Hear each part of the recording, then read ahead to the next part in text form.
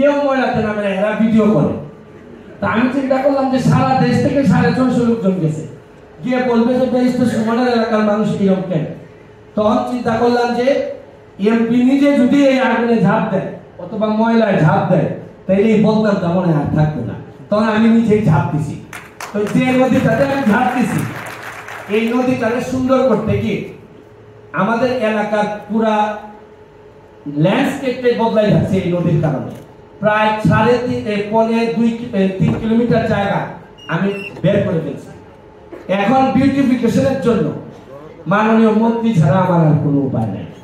আমি আপনাদের মাধ্যমে মাননীয় মন্ত্রীকে আমি বলবো যে আমি কিচ্ছু চাই না মাননীয় মন্ত্রী, আপনি আমার এটাকে একটু ভিজিট করে দেখে যদি মনে হয় যে এটা একটা সম্ভাবনার জায়গা, যদি মনে হয় এটা একটা এলাকার ল্যান্ডস্কেপ বদলাই দিবে, তাহলে আপনি আমাকে একটা বরাদ্দ দিবেন।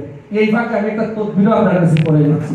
তাহলে আমার মনে হয় যে আমি যে কথা দিছি যে 4 বছরের মধ্যে আপনাদেরকে আমার এলাকায় নিয়ে যাব, যে আপনারা দেখতে পারবেন যে একজন এমপি চাইলে বঙ্গবন্ধু সোনার বাংলার একটা অংশ তার এলাকায় বানাইতে পারে। এই প্রমাণটা দেখানোর জন্য আমি মাননীয় মন্ত্রীর কাছে এই সুবিধাটা চাই।